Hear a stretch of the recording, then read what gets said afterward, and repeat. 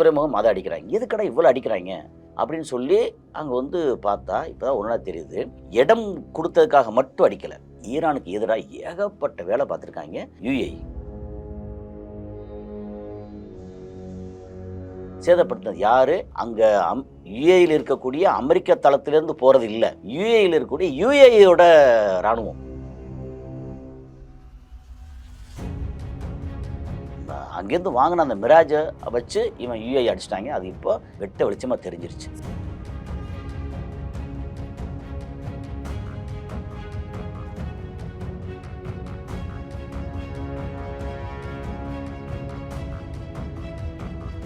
நீ வந்து நீ யாரு, ஒன்றும் பிரச்சனை இல்லை, என்னை அடிக்கிறதுக்கு ஓ நாட்டில் தளத்தை ஏன் கொடுத்த அப்படின்னு தான் போட்டு சாப்பிட்டாங்க.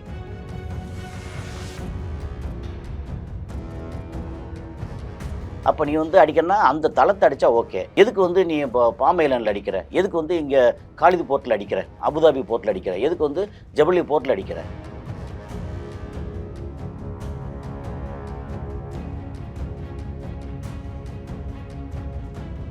அமெரிக்காவாக இருக்கட்டும் இஸ்ரேலாக இருக்கட்டும், யாராக இருந்தாலும் அடிப்பாண்டா அப்படின்னு அடிச்சுட்டு இருக்காங்க, இன்னும் தாங்குறாங்க. இது தளத்தை பெருசாக யூஸ் பண்ண முடியாது. அப்போ நீ யார் அப்படின்னு ஒன்று இருக்குல்ல. இப்போ ட்ரம்ப் வந்து சைனாவுக்கு விசிட் போயிருக்காங்க.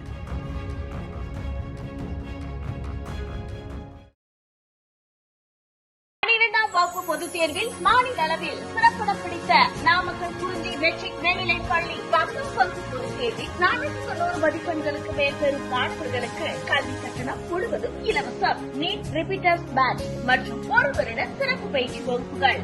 குறிஞ்சி கல்வி நிறுவனங்கள், காவேரிப்பட்டி, நாமக்கல். கிங் டிவி நேயர்கள் அனைவருக்கும் வணக்கம். இன்னைக்கு நம்ம இன்டர்வியூல நம்முடன் இணைஞ்சிருக்க சிறப்பு விருந்தினர் சர்வதேச செய்தி ஆய்வாளர் திரு கசாலி அவர்கள். வாங்க பேசுவோம் சார். வணக்கம் சார். வணக்கம் டேவிட். ஏற்கனவே ஈரான் வந்து இஸ்ரேல் அமெரிக்கா இந்த 2 நாடோட பகையை வந்து சம்பாதிச்சுட்டு இருக்கு. ஆனா இதுக்கு இடையில வந்து யுஏயும் வந்து ஈரானை அடிச்சிருக்காங்க அப்படின்னு ஒரு தகவல் வந்து அதிகாரப்பூர்வமா வெளியே வந்திருக்குங்க. என்ன நடந்திருக்கு சார்? இதால வந்து ஈரான் எந்த அளவுக்கு பாதிப்பு அடைஞ்சிருக்கு? அதாவது இது நடந்தது இப்போ என்னன்னா, ஒரு கூட்டத்தில் வந்து ஒரு 100 பேர் சேர்ந்து கூட்டத்தில் அப்படி பயங்கரமாக ஓடுறாங்க. அதில் வந்து பார்த்தா ரயட்டு நடக்குது, அடிச்சுக்கிட்டே இருக்காங்க. சம்மந்தமே இல்லாமல் வேற ஒரு திசையிலேருந்து ஒருத்தன் வந்து கல்லெறிஞ்சிட்டு போகிறான், அடிச்சுட்டு போகிறான் அப்படின்னா அந்த இடத்துல கவனிக்கப்படாது. ஆனால் கூட்டத்தில் யாராவது ஒருத்தர் எப்படியே கவனிச்சிருப்பாங்க இல்லை, கவனிக்கும்போது வந்து இந்த பக்கத்தில் வந்துச்சே அப்படின்னு அடி வாங்கணும் கவனிச்சிருப்பான். ஆனால் இந்த இந்த அடிக்க வந்தவங்கல்ல அவங்களுக்கு தெரியாது. ஆனால் ஏதோ நம்ம அடித்தாலும் நிறைய அடிச்சிட்டாங்க அப்படின்னு சொல்லி எல்லாம் முடிஞ்சு போச்சு. ஓகே, அப்படிங்கிற இடத்துல போன ஏப்ரல் 8ஆம் தேதி இங்கே வந்து லாவன்னு ஒரு தீவு இருக்குது. ஓகே, அதாவது கார்க் ஐலாண்டு தீவு ஆல்ரெடி தெரியும். அது ஒரு 20 ஸ்கொயர் கிலோமீட்டர். அதில் தான் ஈரானோட மேஜர் ஆயில் ஸ்டோர் பண்ணி எக்ஸ்போர்ட் பண்ணுற இடம். அதுக்கப்புறம் லாவன் தீவில் எப்படின்னா அது ஒரு சின்ன தீவு தான். அதுலேயுமே வந்து ரிஃபைனரி இருக்குது. திடீர்னு வந்து இப்போ 8ஆம் தேதி 10ஆம் தேதி 8, 9 வந்து ட்ரூஸ் வந்து அதாவது போர் நிறுத்தம் வந்து அறிவிக்கிறோம் அப்படின்னு சொல்லி அங்கே சொன்ன நேரத்தில் இங்கே பார்த்தா அடித்து லாவன் தீவில் அடித்து அந்த ரிஃபைனரி வந்து பயங்கரமாக டேமேஜ் ஆகிருக்கு. அப்படிங்கும்போது அந்த டைமில் எப்படியோ ஈரானுக்கு தெரிஞ்சிருச்சு. அதனால கூட இவங்களை வந்து போட்டு வாங்குன்னு வாங்கினாங்க. எதுக்கு சம்மந்தம் இல்லாமல் சவுதியே அடிச்சிருக்காங்க, பட் இவ்வளோ அடிக்கலை. மற்றபடி ஓமானை வந்து பெருசாக அடிக்கவே இல்லை. அந்த சலாலா துறைமுகத்தில் வந்து 2-3 வாட்டி அடித்தாங்க. அது அமெரிக்கன்றதுனால அடித்தாங்களோட, மற்றபடி பெருசாக அடிக்கவே இல்லை. குவைத்து நாசப்படுத்தியிருக்காங்க, கத்தார் சொல்ல வேண்டியதில்லை.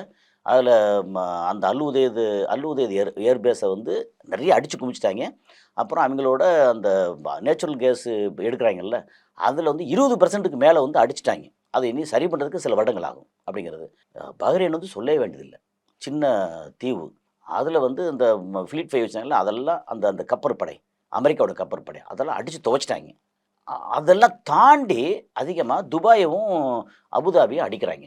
எதுக்கடா இவ்வளோ அடிக்கிறாங்க, இதை கொஞ்சம் விட்டாச்சுன்னா ஃபுஜராவோட துறைமுகம் அதை அடிக்கிறாங்க, எதுக்கடா இவ்வளோ அடிக்கிறாங்க அப்படின்னு சொல்லி அங்கே வந்து பார்த்தா இப்போ தான் ஒன்றா தெரியுது. இடம் கொடுத்ததுக்காக மட்டும் அடிக்கலை, ஈரானுக்கு எதிராக ஏகப்பட்ட வேலை பார்த்துருக்காங்க யுஏஇ, யுனைடெட் அரப் எமிரேட்ஸ். 7 அமீரகங்கள் சேர்ந்த எமிரேட்ஸ். ஓகே, என்னென்னா 8ஆம் தேதி அடிச்சிட்டாங்கிறது அவங்க வந்து அவங்களோட ரேடாரு இது அதெல்லாம் பார்ப்பாங்கல்ல. இவங்க மட்டும் இல்லாமல் சைனாவோடதும் ரஷ்யாவோடதும் இருக்குமில்லாங்க. அப்போ அது பார்த்தா யுஏஇ தான் அடித்தாங்க அப்படிங்கிறதுக்கு என்ன ஆதாரம்? ஓகே, முன்னாடி அவங்க கையில் ஆதாரம் இருந்துச்சு, இவங்க அடித்தாங்க இந்த மாதிரி யுஏஇ வந்து பண்ண லேசாக அந்த டைம் லேசாக தகவல் வந்துச்சு. அந்த தகவலை வந்து யாருமே வந்து பொருட்படுத்தலை.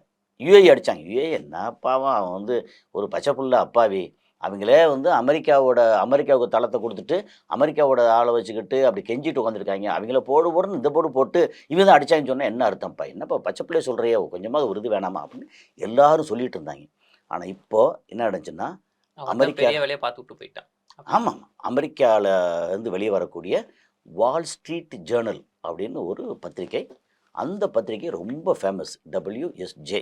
அது வந்து நீங்கள் அங்கே அமெரிக்காவில் மேஜர் பத்திரிகை நம்ம என்ன பார்ப்போம்னா, ஒன்று வால் ஸ்ட்ரீட் ஜேர்னல், CNN, அதுக்கப்புறம் நியூயார்க் டைம்ஸு, அப்புறம் இங்கே விட்டாச்சுன்னா BBC, அப்புறம் இது வந்து டைம்ஸ் ஆஃப் இஸ்ரேல், எல்லாத்தையும் பார்ப்போம். என்னென்னா அவங்க வெர்ஷன் என்ன இருக்குது. அப்புறம் அரபு நாடு சைடில் இருந்து நம்ம அல் ஜசீரா பார்ப்போம். அப்புறம் சவுதி அரேபியா அவன் என்ன சொல்ல போகிறான் அப்படின்னு சொல்லிட்டு சவுதி கெசட்னு ஒரு பேப்பர் இருக்குது. இங்கே பார்த்தா துபாயில் பார்த்தீங்கன்னா கல்ஃப் நியூஸு, ஹலீஜ் டைமு அப்படின்னு அங்கே இருக்குது.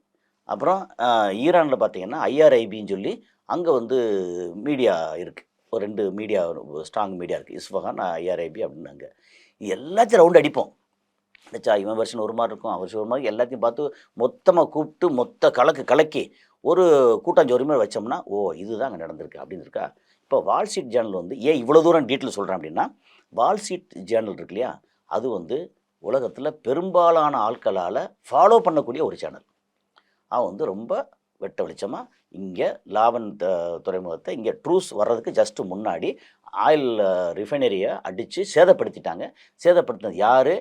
அங்கே யுஏஇயில் இருக்கக்கூடிய அமெரிக்க தளத்திலேருந்து போகிறது இல்லை, யுஏஇயில் இருக்கக்கூடிய யுஏஇயோட இராணுவம், அவன் வந்து அடிச்சிட்டாங்க அப்படின்னு நீங்கள் சொல்லியிருக்காங்க. இது ஏற்கனவே அவனுக்கு தெரியும். அப்போ இதை வச்சு இதில் முக்கியமாக என்ன அப்படின்னு சொல்லியாச்சுன்னா, ஒரே ஒரு பேர், அந்த பேர் தான் இவங்க வந்து அடித்தாங்க அப்படிங்கிறதுக்கு ஆதாரம். என்ன பேர்? மிராஜ் அப்படின்னு ஒரு பேர்.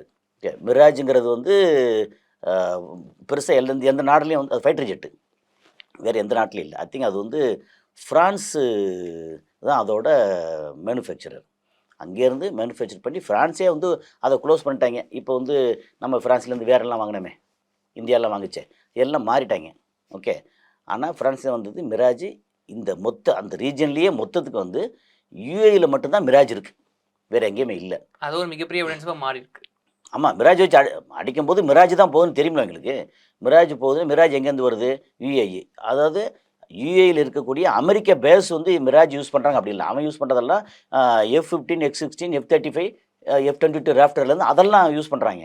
மிராஜ் வந்து அவங்க யூஸ் பண்ணுறது இல்லை. ஏன்னா அமெரிக்கா வந்து அமெரிக்க ப்ராடக்டை பயன்படுத்தி நாங்கள் அடிச்சிட்டோன்னு சொன்னா தான் அவனுக்கு அடுத்து வியாபாரம் நடக்கும். இப்போ நீங்கள் மிராஜை நாங்கள் யூஸ் பண்ணி அடிச்சோன்னு சொல்லி அமெரிக்கா சொன்னால் அவனுக்கு அசிங்கம்.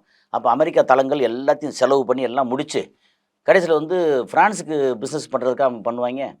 ஆனால் அங்கேருந்து வாங்கின அந்த மிராஜை வச்சு இவன் யுஏஇ அடிச்சிட்டாங்க. அது இப்போ வெட்ட வெளிச்சமாக தெரிஞ்சிருச்சு. சார், இப்போ இந்த இடத்துல நீங்கள் ஒரு விஷயம் சொன்னீங்க, யுஏஇ வந்து ஒரு பச்சை குழந்தை மாதிரி, அவங்க அப்போ அடிச்சாங்கன்னு சொன்னது யாருமே நம்பல அப்படின்னா. ஆனால் இப்போ உலகமே எல்லாமே நம்புறாங்க.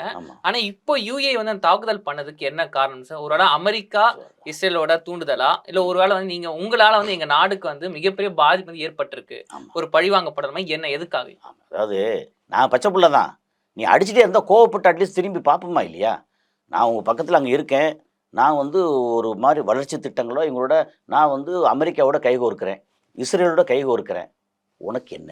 அந்த கேள்வி வரும்ல. நான் வந்து ஒரு இறையாண்மை உள்ள ஒரு நாடு. ஓகே, நான் வந்து இஸ்ரேல் வந்து எங்களுக்கு தோழன்னு சொல்லி நண்பேண்டான்னு சொல்லி தோளில் கை போட்டு நான் இருக்கேன், உனக்கு என்ன பிரச்சனை? ஏன் நாடு, ஏன் நாட்டு மக்கள், அந்த வளம், அதுக்கான வருமானம், இது எல்லாத்தையும் நான் எப்படி கொண்டு வரணும்னு நினைக்கிறேன். இஸ்லாமிக் ரூல் படி கொண்டு வரணுமா, அல்லது நான் வந்து சிங்கப்பூர் மாதிரி, நியூயார்க்கு மாதிரி கிளப்பு அது இதுன்னு போட்டு சரக்கு, பொண்ணுங்க, ஆணுங்க எல்லாம் கிடைக்குது, எல்லாத்தையும் யாரும் வாங்க போங்க அப்படின்னு எல்லாத்தையும் இது பண்ணுறேன், அதில் உனக்கு என்ன பிரச்சனை? என்னை கட்டுப்படுத்துறதுக்கு நீ யார் அப்படின்னு கேள்வி இருக்குல்ல. அந்த கேள்வி சரியான கேள்வி தான். அதே நேரத்தில் அவன் என்ன சொல்கிறான், வந்து ஈரான் என்ன சொல்கிறான், நீ வந்து நீ யார், ஒன்றும் பிரச்சனை இல்லை, ஆனால் உனக்கு எனக்கும் கொடுக்கலாங்கள் இருந்துச்சுல்ல. அங்கே வந்து காய்கறிகள் இருக்குல்ல, ஈரான்லேருந்து ஏகப்பட்ட வெஜிடபிள்ஸ் யுஏஇக்கு வருது. ஏன்னா அந்த பெர்ஷியன் கல்ஃப் வந்து அப்படியே கிராஸ் பண்ணால் போதும், மீன் பிடிக்கிறதுலேருந்து ஆரம்பித்து எல்லாம் ஒன்றுக்குள்ள ஒன்று அப்படி தான் இருந்தாங்க. ஏகப்பட்ட ஈரானியர்கள் வந்து யுஏஇயில் வந்து இன்னும் இருக்காங்க. Okay, Iran base, Iran family இன்னும் நிறையா இருக்காங்க. அது கொஞ்சம் கொஞ்சமாக வெளியே அனுப்புறதுக்கான வேலையை பார்க்குறாங்க அவங்க. ஓகே. அதான் செய்யுங்க. யுஏயும் ஈரானும் வந்து வணிக ரீதியா நட்பா இருந்தாலும், அரசியல் ரீதியா வந்து எதிரிகளா இருக்கிறாங்க. அதான் என்னன்னா இங்கே வந்து அமெரிக்காவோட பிடிமானம் இருக்குது. அமெரிக்காவுக்கு ஈரான் வந்து எதிரி. அமெரிக்காவுக்கு யுஏஇ பக்கத்தில் இருக்க யுஏஇ வந்து தன்னோட அ அடிமை விலங்கு போட்ட நண்பன். வெறும் நண்பன் தோள்ல கைய போட்டு நீ நானும் ஒண்ணு அப்படின்னு நண்பன் கிடையாது. அடிமை விலங்கு இருக்கும், ஆனா நண்பன் அப்படின்னு தோள்ல கைய போட்டுக்கிறது. அந்த மாரி. அப்போ அரசியல் ரீதியாவும், இவங்களுடைய வர்த்தகம் இதெல்லாம் அந்த ரீதியாவும், இவங்களுக்கு வந்து ஓப்பன் பண்ணி விட்டுருக்காங்க. ஹர்மோஸ் வழியா போகுது, வருது எல்லாம் அது ஜாலியா ஜம்முன்னு இருக்காங்க. ஹர்மோஸ் வந்து அவனோட சேர்ந்தது.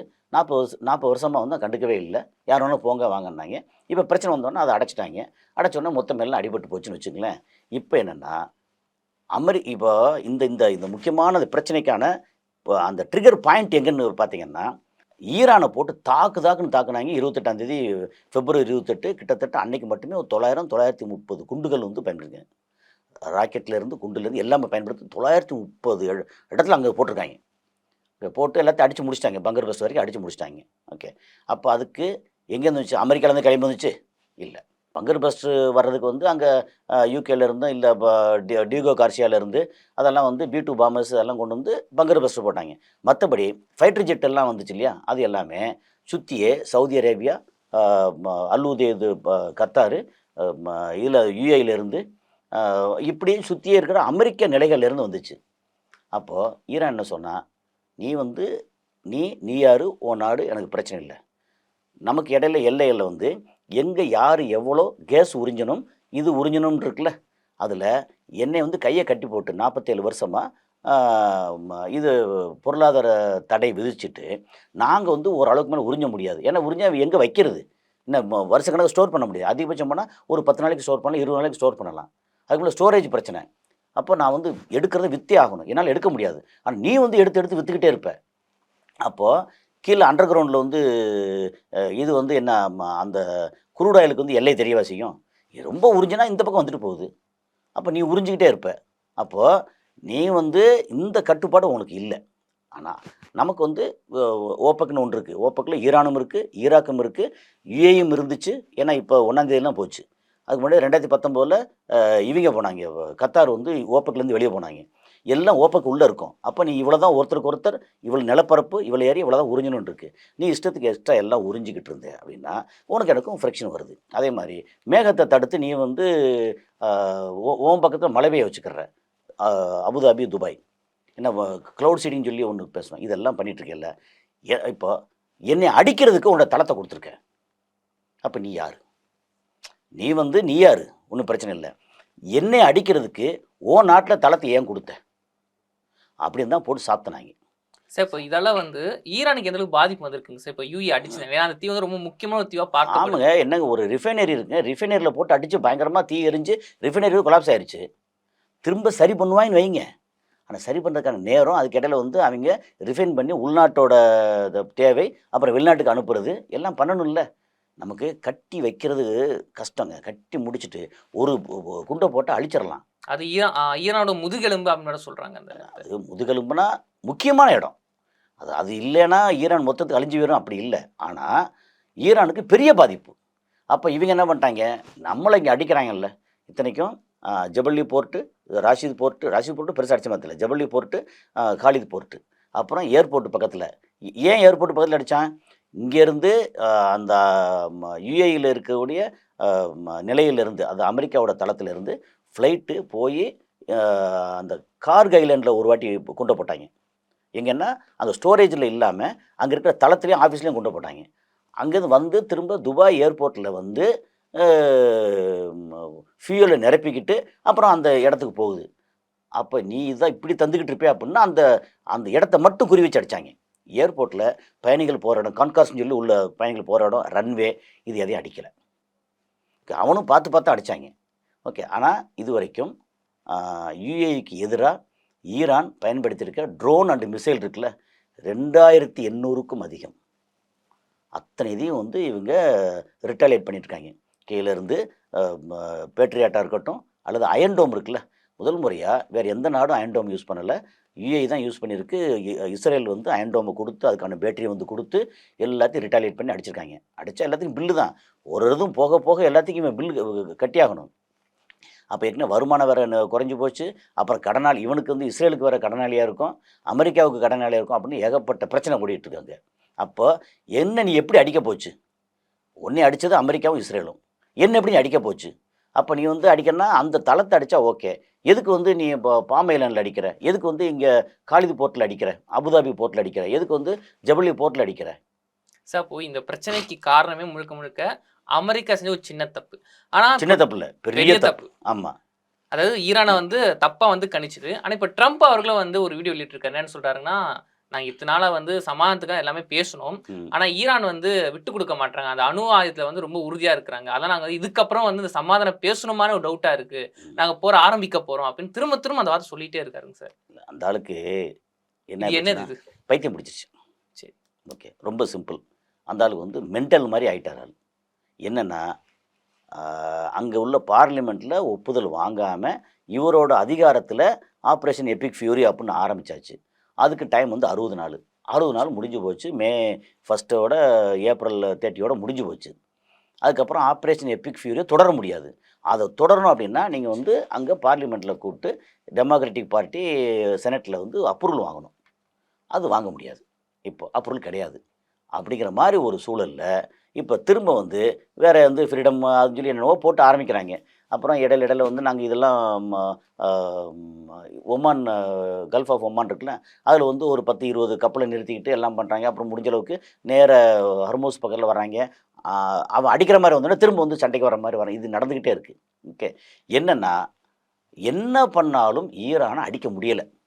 ஈரான் வந்து அவ்வளோ ஸ்ட்ராங்காக இருக்கான். அதாவது ஒரு பக்கம் ஸ்ட்ராங்காக இருக்கான்னா அடியே வாங்காமல் ரொம்ப அப்படி சட்ட கசங்காமல் இருக்கான்னா அப்படி இல்லை. நிறைய அடி வாங்கியிருக்கான். சோத்துக்கு சிங்கி அடிச்சுக்கிட்டு இருக்கான். மக்கள் வந்து உண்மையிலே வறுமையில் இருக்காங்க. எல்லா கஷ்டமும் இருக்குது. அதையும் தாண்டி நீ அமெரிக்காவாக இருக்கட்டும், இஸ்ரேலாக இருக்கட்டும், யாராக இருந்தாலும் அடிப்பான்டா அப்படின்னு அடிச்சுட்டு இருக்காங்க. இன்னும் தாங்குறாங்க.